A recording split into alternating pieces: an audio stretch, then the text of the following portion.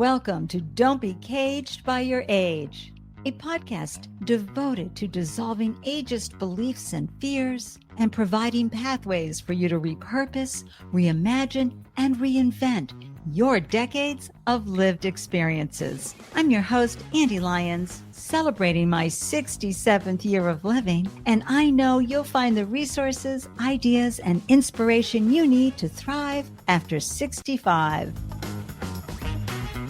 Listeners, it is such a treat and honor to have the godmother of rewirement, not retirement, on the podcast.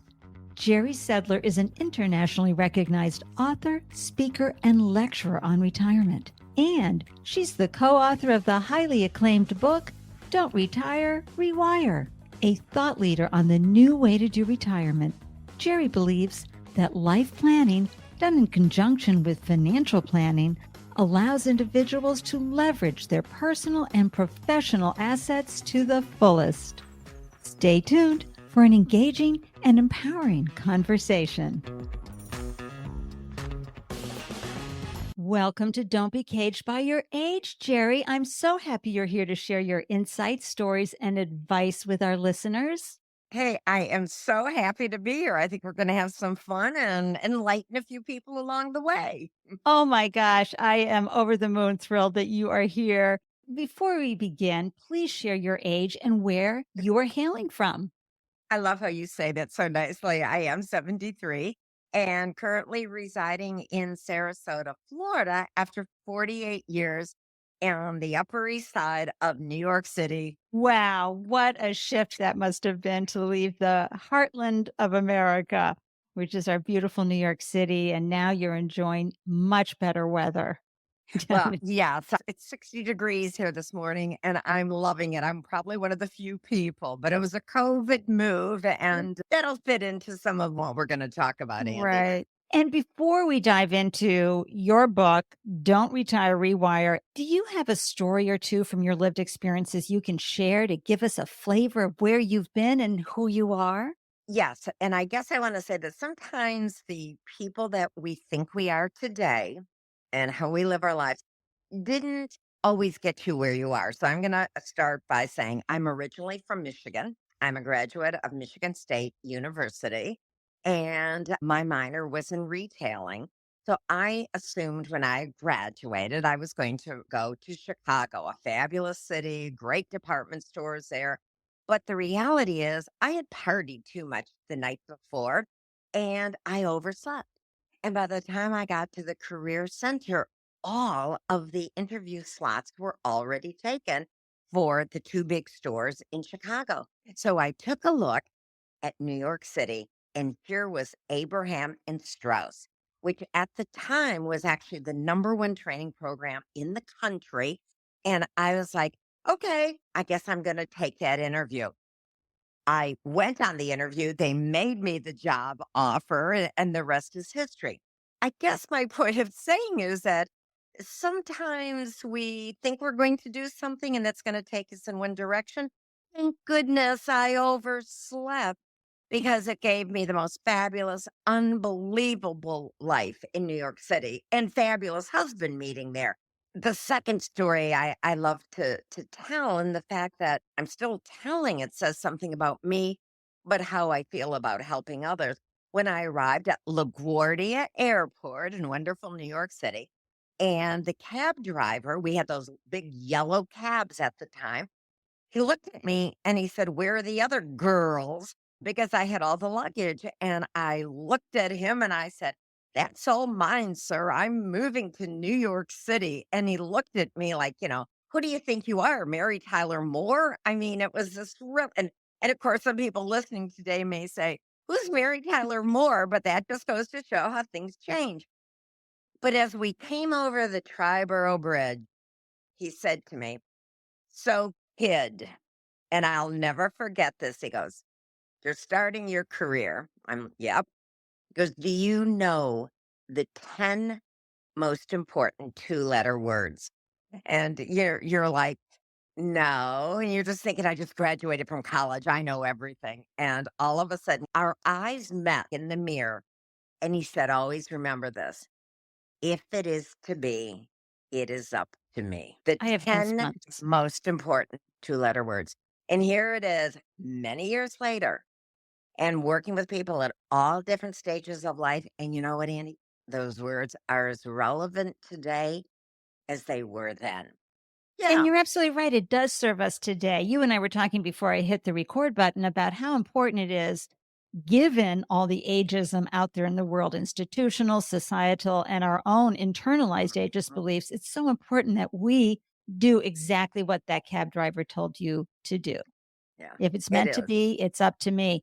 And so leads beautifully into our conversation about not retiring, rewiring, because it does take us as individuals to say, okay, society may want to try to box us in, or as we say here, caged by our age. But we need to say, okay, that's not what I want, especially given the longevity we're seeing folks our age have. If you retire at 65, what are you going to do? How are you going to serve the world? So, first, let's talk about your amazing book, Don't Retire, Rewire. Listeners, I've got the links in the show notes, but really hop onto Amazon and just grab it because this book provides 5 steps to fulfilling work that fuels your passion, suits your personality, and oh, yes, fills your pocket. Ka-ching, ka-chang. That is important for many of us, whether we need it or not. We still want to be filling our coffers as we age. But what inspired you? Because your first edition of this was back in 2001, right? 2002. 2002. Absolutely. So the inspiration, okay, to back up a few years, we were coming off of the dot-com era. And all of a sudden you realize, wow, that seems like a long time ago. And the reality is it was. But a lot of things that are impacting us today certainly were birthed then. And this book is one of it. You would go to a party, and truly people would say, so what did you buy the stock AOL at? I mean, it was like we were throwing the ideas of money and different things around. And it really got me thinking, like, hey, the future, yes, financial planning is important. It will always be. But I mean, I thought there's more to this future than just do you have enough money here? You already alluded to the words like longevity. And where it's anticipated right now that 3 million baby boomers will live to be 100. And all this data was starting to come in. And as I spoke to people, I really thought they are really naive about the future, the length of time. And people were not recognizing that if you were going to be living longer, guess who else was? Your parents. So they were also going to be a part of your future. Now, you and I know that we have to just talk in generalizations. Not everybody is going to get the gift of longevity. People Right, lost parents at earlier ages. right. But the reality is that I all of a sudden said, one of the questions is, do you have enough money to retire? And I said, okay, we've covered that. Commercials were showing it. I said, maybe the real question is, do you have enough money to retire to do what? That's getting into the activities. What's going to keep you, quote unquote, busy? And then I said, it's bigger than that. And what really the result was, do you have enough money to retire to do what fulfills you? That's the bingo word. That's it. And when I would travel across the country and I would ask people, I'd say, show of hands, how many of you know what really fulfills you? It's really shocking how few hands went up because we're so busy doing life, the kids, the family, work, everything 24/7 that we know often what we don't like, but we don't always stop and analyze, wow, why did that feel good? That was one of the key things that I said. If people are going to go into this next act, boy, you better know yourself first and foremost. And that was really one of the key factors that led us into starting to do, and I say us, my husband, Rick Miners, is the co author, to do some research because we really saw people don't necessarily know what makes them tick or what gives them their buzz. I and we know from seeing so many commercials, ads, TikToks, whatever today, listeners, right, that people are constantly encouraging us to take a look. what makes your heart sing. But so often we are part of the someday I'll group, right? Someday I'll get to that because I'm too busy getting my kids here or off to college or now my job and this and that. But there is an underlying level of anxiety in folks who are 55 plus because they know that they're going to have more to give. And yet they are often at an organization that is already assuming they lack no ambition, that they have no need to continue, that they're ready to go sit in a couch and play golf all day and maybe bingo and some cocktails, totally discounting that humans need to get up, be on purpose to thrive. What's great about Jerry's book, Don't Retire, Rewire, are the quizzes she has you take. It's always helpful when someone says, okay, so now here's how you identify what are your drivers. Here's how you identify what might fulfill you and could also fill your pocketbook. Quizzes really help us, Jerry. And I love that about your book. But let's talk about the concerns first with the folks that are 55 plus, because this is the age group that is starting to think about financially and going, oh, heck no, I can't retire Right. in 10 years. I need to be planning on how I want to do this, but they don't want to kill themselves either in the hustle of the 50-hour week. So let's talk about how your book addresses these anxieties and Right. concerns. First, I want to say, Andy, that is an outstanding mouthful paragraph that you just said. The anxiety, the 50, the transition. I mean, I read something the other day that people are starting to say midlife and thinking ahead could also be going from 35 to 75. And one of the reasons is with AI and technology, job replacement. So there is an awful lot in that paragraph. I think that two things. One, we're not a preventative society. We usually don't do that much in advance. Thank goodness many of us do save for retirement. Cannot say that everyone does. We know that credit card debt is through the roof right now. So there's a lot of, shall we say, mixed messages out there. Also, we often don't investigate things until we get into a pickle, until we feel some pain. When all of a sudden something or someone is breathing down our neck, whether it's ourselves, family, societal, that you begin to take a look. And I think it's just the nature of maybe all of us, whatever. But you're right, there is this thing that has been set up called retirement. I think that it's changing. I often like to say your next act, because this whole concept of retirement is morphing. And even with the word rewirement. But yes, we have this word retirement ingrained in society. But I would like to think that people just think maybe just a bit more broadly. Because when you talk about the book and some of what I'm going to call the misconceptions or the myths, retirement, which I'll just say, is not one big chunk of time. And I think that's one of the biggest things when people will say, so what are you going to do in retirement? What you should almost say, what do you mean? Like for the next 30, 35 years? And then you begin to see how crazy that really is.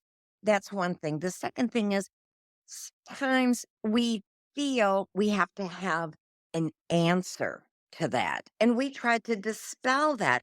So, because as our society, when you meet somebody, what's one of the first questions we do? So, what do you do? Well, to a big degree, sadly, that does continue when you're in retirement. Some of the answers Right. may be quite different. I play pickleball, somebody may say, or I still have a business. It's a variety. But I want people to realize it's not one big chunk of time. Two, you don't have to have an answer. You're planning it, you're rewiring. And I'll touch on really what I mean and what we mean by rewiring. I want people to think about ages and stages, because even like that first 18 months, if you really do rewire, we call it the honeymoon stage. It's glorious. Hey, I've been waiting for this. This is great. Some people go, well, this is just what I wanted. Other people at the end of it go, wow, this isn't exactly what I thought. It's okay, but it's not a 30-year vacation. You touched on the words already. We, us boomers, and then the earliest of the Gen Xers now coming into this. But how do we look at purpose? What do we want it to be?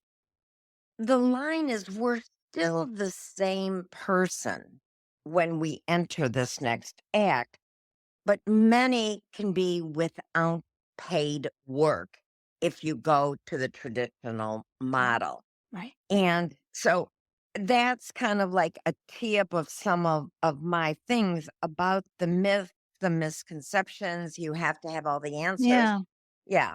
And listeners, this is so important because in 2021, the World Health Organization came out with a study that clearly illustrated how retirement is costing societies billions of dollars because what happens is most humans need to be on purpose. They retire, they haven't given it any thought. No one is supporting them in doing anything else. They often do not have a bank account to travel around the world and do all the things. And they may be facing some physical challenges as well. And all of a sudden, they can't get off the couch. And all of a sudden, their health deteriorates, their mind deteriorates because part of staying agile as you age is to learn new things. And so, with that study, and that's just not the US society, that's societies around the world are being affected with this stop working at a certain age. There is no clock that is going off when that milestone year happens. There's no dong saying, you, we're done, see you, bye.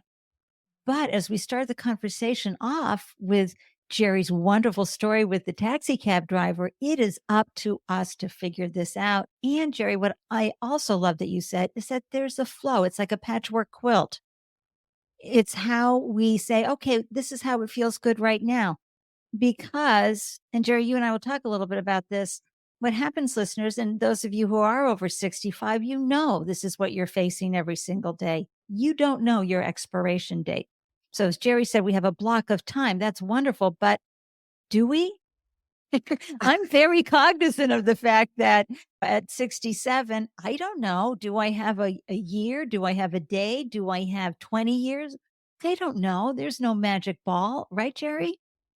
There absolutely isn't. But why do we even have to think? What if we just, a lot of times I'll say, well, we don't know for sure. What if this is the last day? So that's why when I lay in bed at night, I'll say, so what did I do today? Who did I see? Did I have a good time? What do I want more of? Oh, it was great to be with them. What do I want less of?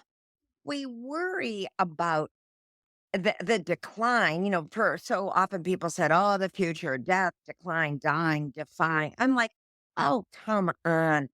But for those of us who have always been motivated, you take that motivation and your own inspiration into the next act.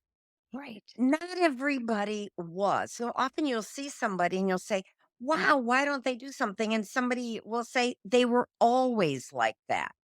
Sometimes when we had corporate careers or any type, there was a ladder, there was a path to follow. And now all of a sudden, you get to this next act and you go, whoa, there's really not a defined Yeah. path. I'm looking around right now, listeners. Where's the guide? Yeah, well, We and that's it. Oh, one of the things I guess I should say right now, too, is the exercises in the book is that we really want to talk to people from the page. We want to get them thinking to take the exercise. There's sometimes a bit of an out associated with it when all of a sudden you are forced to think a little bit about yourself. Think like you're an archaeologist and you're doing some excavation. You're excavating yourself, though, and you're looking in there to see, well, do I have a lot in here? Am I coming up a little empty here? I want to touch on a few things, Andy, that you said, though. I want you to know that in Japan, there is no word for retire in their vocabulary. It is not a part of their life. And you know that I believe it's the area Okinawa, which is, don't quote me on this, but I know it's one of the areas in Japan for the blue zone diet and that mentality. So if you're not told there's something like that, then you just go along leading your life. You don't think about, oh my gosh, what might happen or not. And So that's so wonderful to learn and know about. Imagine the freedom of your life, folks, if you knew that you didn't have this, again, the clock striking midnight on a milestone age and you had to make some big hunkin' decision that you were just going to flow. Oh, I think I'm going to cut back my hours. And where would I need to go to cut back my hours so I could continue doing this? Or, oh, I've always wanted to explore this. I wonder if that would be a good fit for me now in my life. Right, Jeri? I mean, just sort of having that more of an exploratory archaeological dig Well, it moment. is the archaeological part, and that really is about oneself. This is when it goes back to that question, do you know what really fulfills you? Like I said, when I would say to audience, what don't you want in the future? Or rather, let's say, what do you want? It's never that easy for people to articulate it. But when I say, what don't you want? Oh, the floodgates open. So I think the challenge that unless you really did, like, had the chance to do Myers Briggs as one of the testing in the past, or being Right. involved in different, even a performance review. So often we would say, ah, that wasn't a good review on me, or they don't really know me. But if you even go back and remember, what did someone say about you? It wasn't necessarily, oh, they need to get better at this. They would give us kudos to what we did well, but what we usually hear are what we don't do well. And this is the time, if anybody can really remember those things, but go back. We focus on sometimes that negative where somebody said, and you are fabulous at this. We don't always just say the compliment, really, or thank you. We kind of blow it off a little. And also, I think it's important to understand too that we have new skills. It's okay to get new skills because a lot of times we get locked into, oh, you're fabulous at that. Well, I'm kind of bored with that though, right? Yes. I'm kind of, Yes. yeah, I've conquered that. I've done that. I know I'm great at it. Now everybody loves me for that, but I'm not interested in that anymore. And frankly, it's making me depressed. Oh, So, yes. It's your currency. That's your capital. That's what you own. But you know where we see this in the next act is when people want to do volunteer work. And then somebody said, oh my God, you have a finance background. We're looking for a new treasurer, or we're looking. And all of a sudden you're thinking, I don't want to do that. Well, sometimes maybe that's the entry in. So people will say, okay, I'll do it. But I always say, too, say, no, I'll do it for a short time period or whatever. But I want to get more involved with marketing, or I want to do hands on, or I right, want to do program. So I often say to people that are looking for different types of volunteering, this is a perfect way of don't be caged in just because you have that skill. The other thing is when people are looking to do something other work in this next act, just because you have those skills, don't put it at the very top of what you're putting out there on LinkedIn or right. responding. Because if you don't want to use that skill again, then don't pump it up because that's what's signaling people.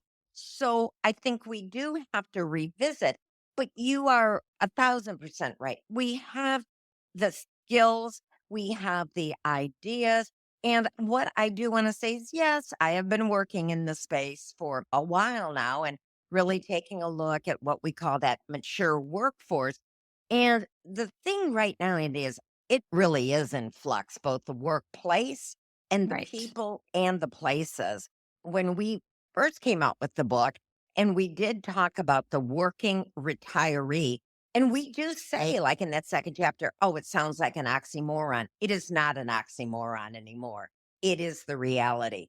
The serial retiree, the person who quits once, quits twice, quits three times. And they kiddingly say, Jeri, I keep thinking retirement. I said, honey, you love working. You really enjoy. Don't apologize. Don't explain or anything.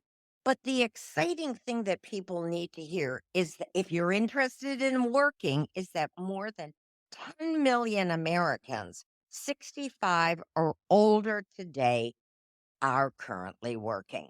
And And it's projected to rise to 15 million by 2032. And it's the fastest growing segment. So, guess what? When shortages appear and good workers also appear who might be 60, 65, 70, 75 plus, the workplace knows they need them. that's right. So, And it's changing a little. And listeners, episode 8, we've got Sandra Allison, who is the resume goddess. She is the one who helps you build your resume so the software that scans it won't kick you out for ageism. So be sure to tune into episode 8 and learn all the things that ways to avoid the traps of ageism when you're applying. And that includes, as Jeri said, putting what you want to do at the top versus what you have been doing. And yeah, I'm an entrepreneur. I'm a 4 times founder. I've been unemployable since 1992.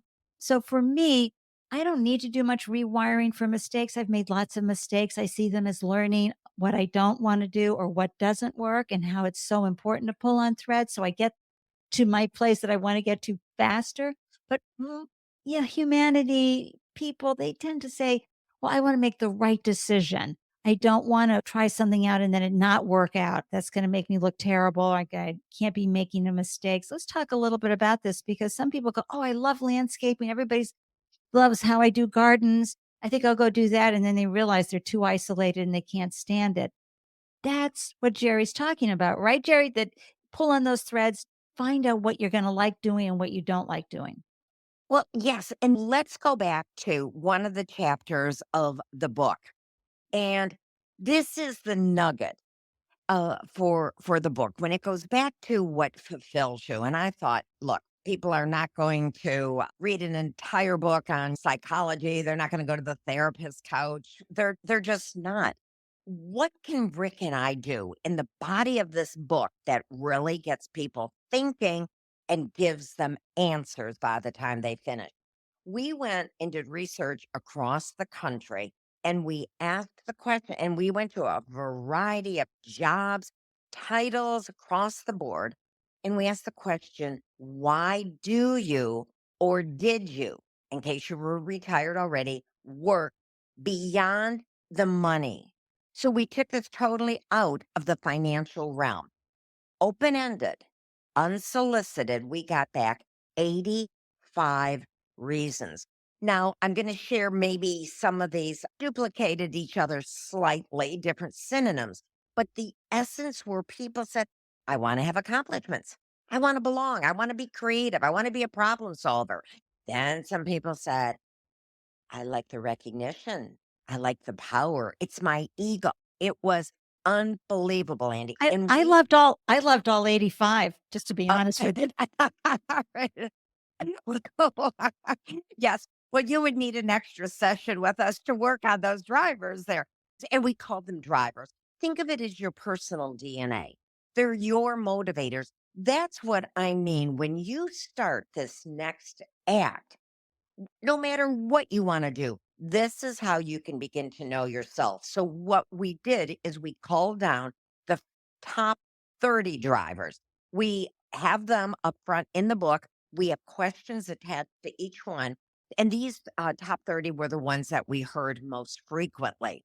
So that readers can really go through this and begin to say, yeah, this is what turns me on. The reason I'm laughing when you said the 85, I'll never forget a gentleman in one of my audiences.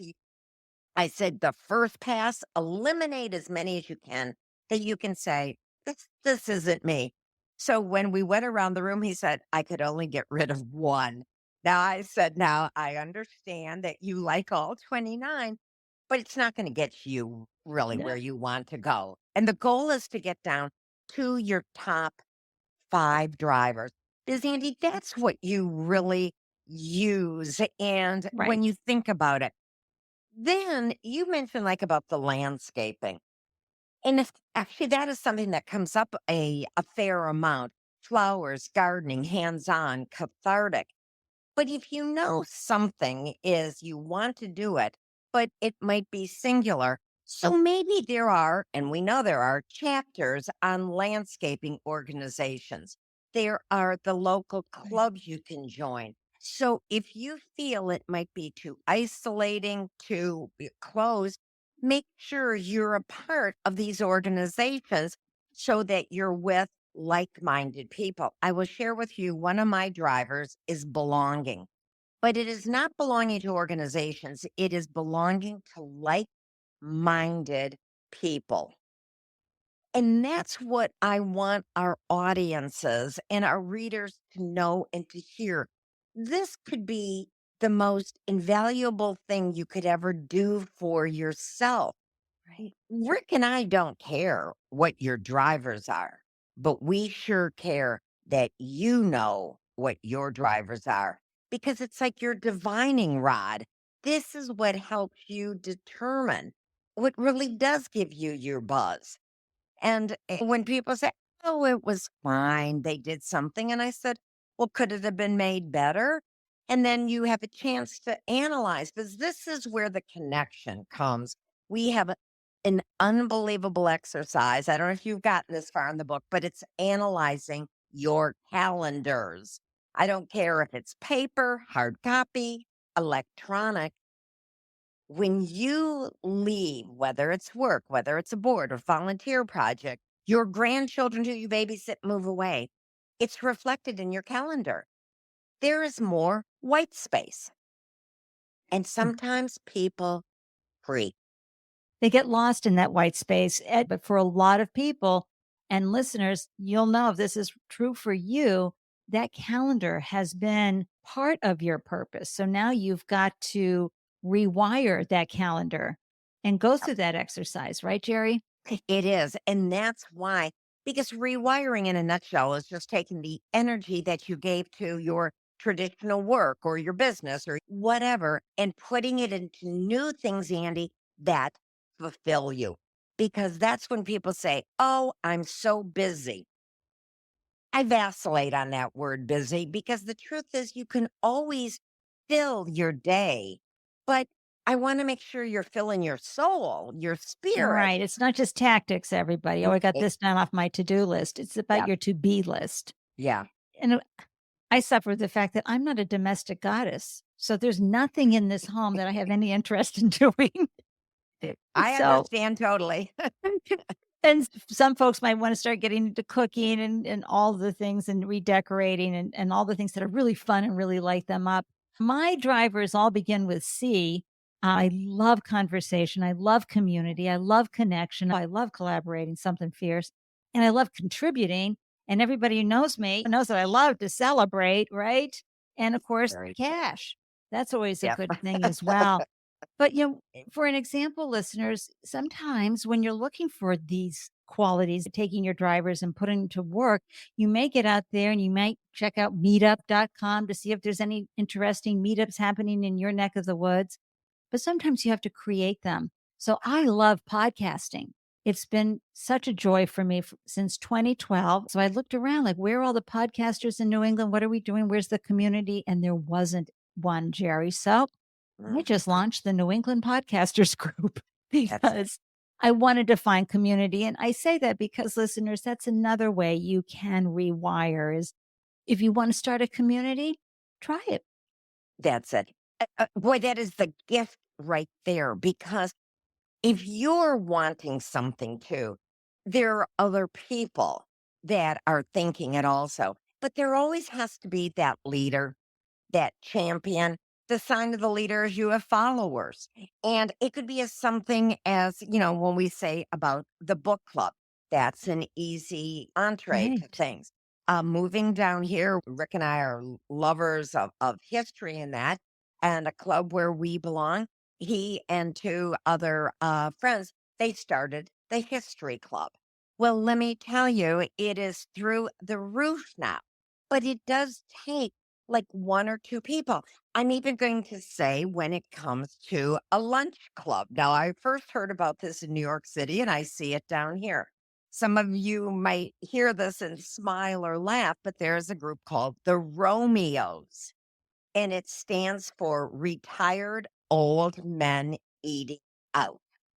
Now, this is great because they're getting together. They see each other. It's what you said earlier about community.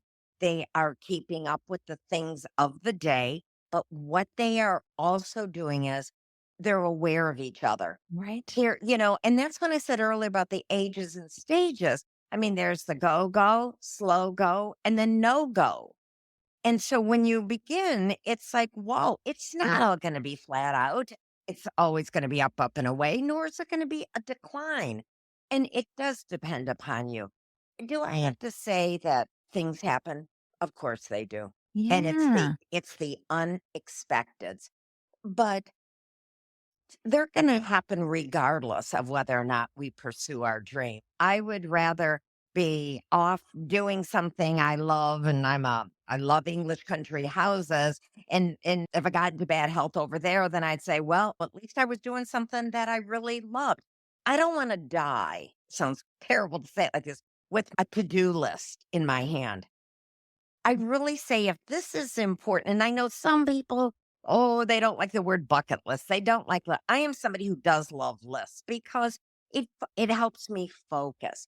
What I love to say to people at the stage is, dare to let your kite out, Andy. Dare to challenge people because you can always pull your kite back in. It's a great visual I love I, to use. But I do see people around the country, oh, maybe kind of getting a bit in like a comfort zone and that. But I will say on the flip side, look at the strength of pickleball. I know. That is phenomenal. And you used some of the things earlier when you said a commitment. Oh, you commit to pickleball because I heard it's harder than heck to get on a court. You're collaborating with people, you're contributing for fun, it's community, you're celebrating successes, and you're out there. Right. And sure, it does take a bit of a toll on your body sometime, but analyze why pickleball is on the screen. It's accomplishments, it's goal, it's That's right. fun. Yeah. That's right. It's wonderful. But this brings me around to something that's also really important, which is, of course, I'm on Instagram, I'm on TikTok. I see all these wonderful folks. And with every movement, listeners, there's always mythologies. And the pro aging movement is no exception. You're going to see social media portraying vibrant, healthy weightlifting, salsa dancing, mountain escalating, you name it, and happy individuals doing things that you look at your body and you go, "Oh, hell no, that ain't happening with mine." But that is good for them, their DNA, how they have built, and what drives them, okay? But for a lot of folks, Jeri, the reality is folks are facing some physical limitations, high blood pressure, heart conditions, maybe they're post-cancer or they're dealing with cancer. There's a lot of emotional challenges they're experiencing, and it's trying to find that fuel that will get them to buy your book, Don't Retire, Rewire, and find out what's relevant for them based on their DNA. And because sometimes we just inherit really tough physical conditions, right? Or Right. we've been in an accident, things like that. That doesn't mean, well, yeah, I can't be part of the group that is rewiring while they're in retirement. Yes, you can, but it's going to be a little different. What are your thoughts and advice for folks who are having a hard time getting off the couch or out of bed because it's just too hard or too scary? Well, I think those are then some of those are different things too. You Yeah. know, getting off the couch, we know the couch potatoes. I hear sometimes about the amount of hours that people are watching television. It's crazy. I would rather have somebody just get out there and take a walk here. There's a few things on this one. Women, it appears from the research, will dare to be more vulnerable. If they don't know how to do something, they will be a beginner. In the research that I've done with a fair number of men, they don't like being a beginner. They don't like showing their vulnerability. Maybe you had this great job or your job, but you knew it. And now all of a sudden, like when the man said to me the other day, boy, I really wish I would have taken up golf years ago. Well, if you really want to do it and there's other guys, well, why can't the group of you go out together as a group of beginners to do it? So I think that's a part of it, the vulnerability that I don't want to be a beginner. I want to go back to what you said, though. Yes, there are health conditions. So I'm almost thinking about, like, boy, rewiring with challenges. But we know, thank God, that some of the diagnoses we get, they're not episodic. You might have them, but you can work your way through them. And that's where I think that being motivated and having some dreams, something to focus on, plays through.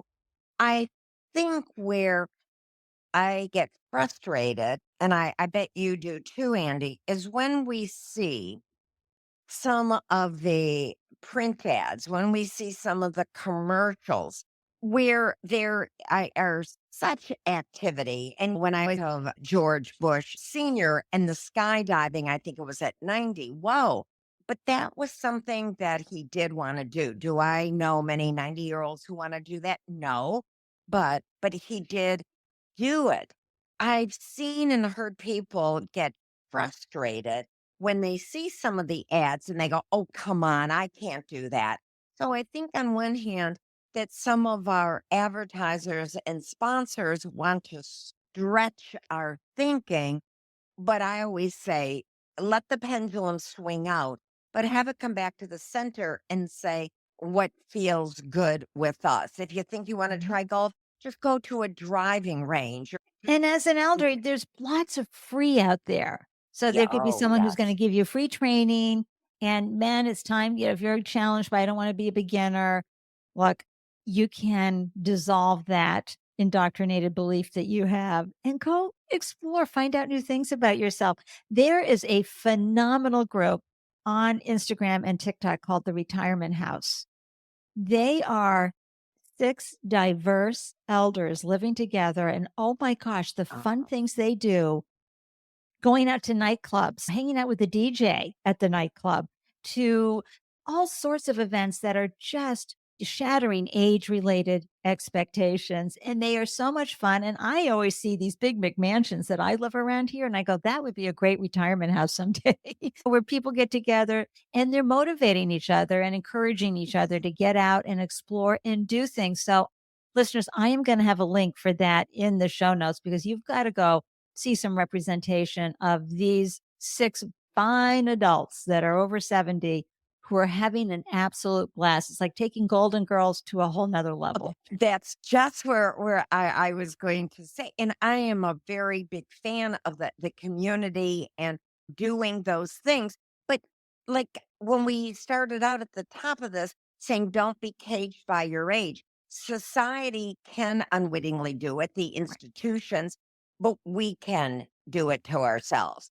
And my life down here is it's people say, wow, you're really leading like a New York life down here. And I said, because I am a New Yorker. I mean, the 48 years. And they go, oh my gosh, you're doing so much, almost as if something is bad by Right. doing that. And I said, if you think you're insulting me, you're not in the least. I mean, I almost want to say, come on, try it, get out there. And my concern is, Andy, is the longer you don't try things, it becomes harder. Oh, it becomes a lot Yeah. harder, and Yeah. listeners, you have people in your life who gave up, who just couldn't find it in themselves, whatever that block was, probably from childhood. But whatever trauma happened in life, they just couldn't try. And the other thing, listeners, I want you to remember is intergenerational relationships are amazing. I've said this on many episodes as a startup founder, mentor globally. My biggest fans were under 35. They couldn't get enough of me. And I'd look at them like, I could be your grandmother. What is up with this? Young people love their elders. And please don't think that you're not wanted or needed by folks under the age of 30. They will love meeting you and hearing your stories and working with you. So if you're applying to a job, don't be afraid that your boss is going to be 30, 40 years younger than you. It's just such a great experience with intergenerational connections. What do you think, Jeri? I do. I totally agree. We can and I think so many entrepreneurs are smart when they partner with younger people in the business.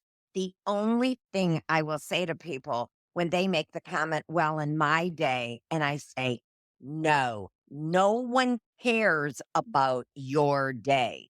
Find a way to bring the information that you have forward, but not in a preachy way or style, because they are different today, the younger generations. We are seeing it, but I'm sure our mom and dads did the same thing when we got bell bottoms. They were probably like, "Whoa, what's going on here?" What's with those hip huggers and those Yeah, short skirts? that is it. What's this tie-dyed? The whole Let's face it, Woodstock rocked our parents, whereas kids today are doing things that are rocking theirs. But if we want to be in this workforce and we can see the numbers are growing, we have to make sure that we are willing to be flexible, share our knowledge. We're never going to be the bosses again to a big degree.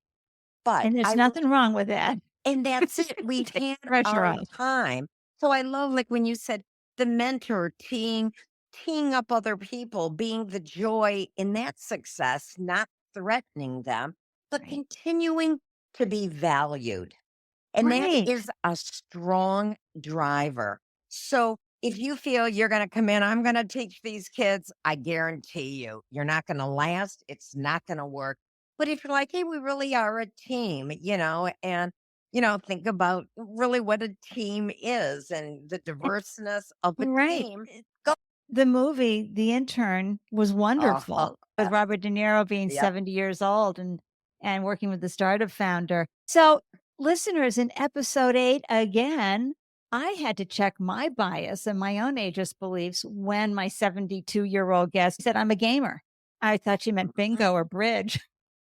And she's like, "No, she was gaming before we even had computers to game on when they had to use punch cards." And so this is another thing, Jerry, Yeah. that I'm seeing happen and that she shared and opened my eyes to.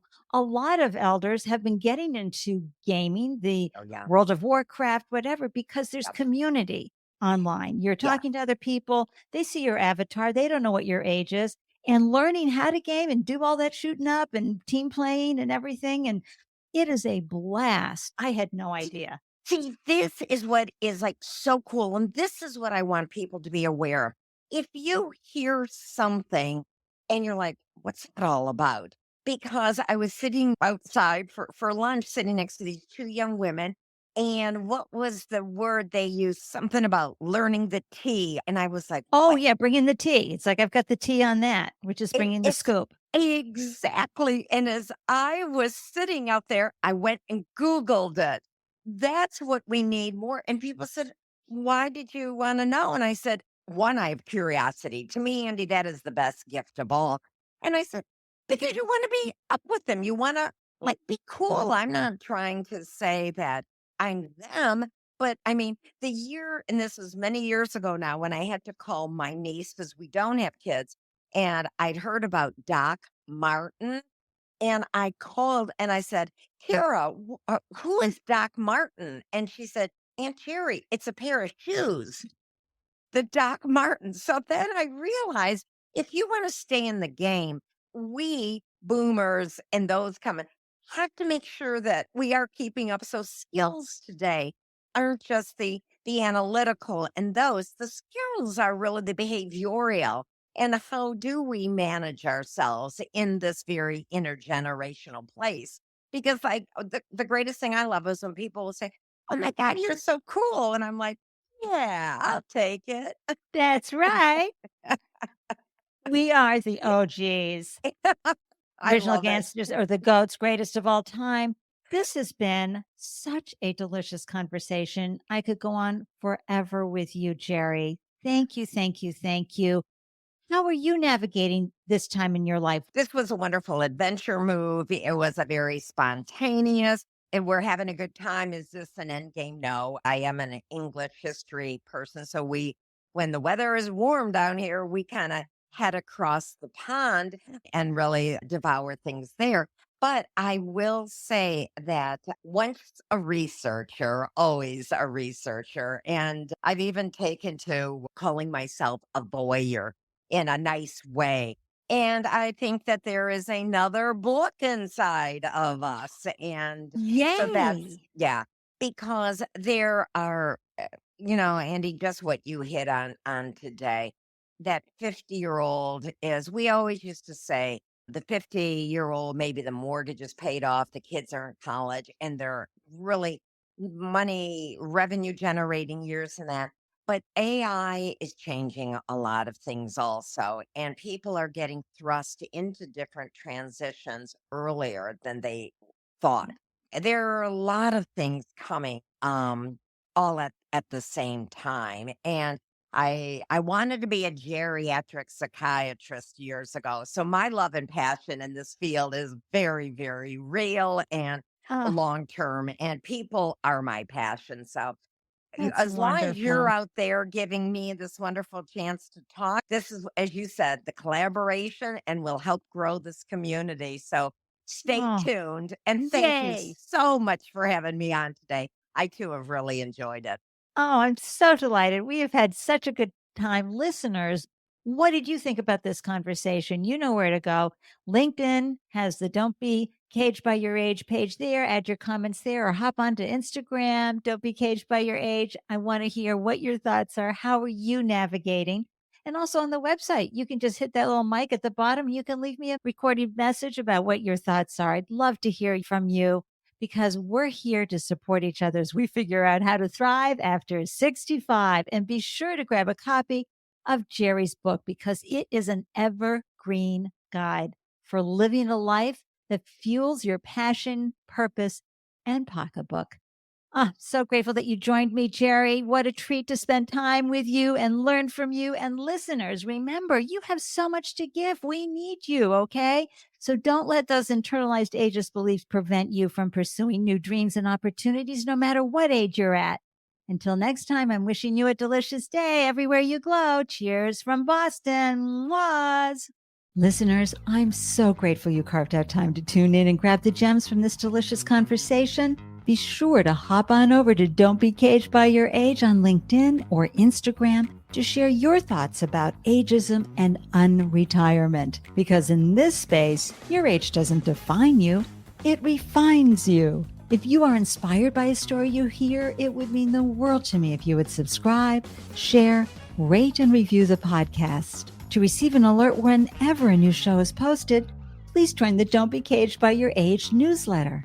Every month, you'll receive links to the podcast and helpful resources for creating possibilities for your unretirement days. Thank you for tuning in. I am so excited to hear how you found ways to thrive after 65. Waving from Boston, cheers.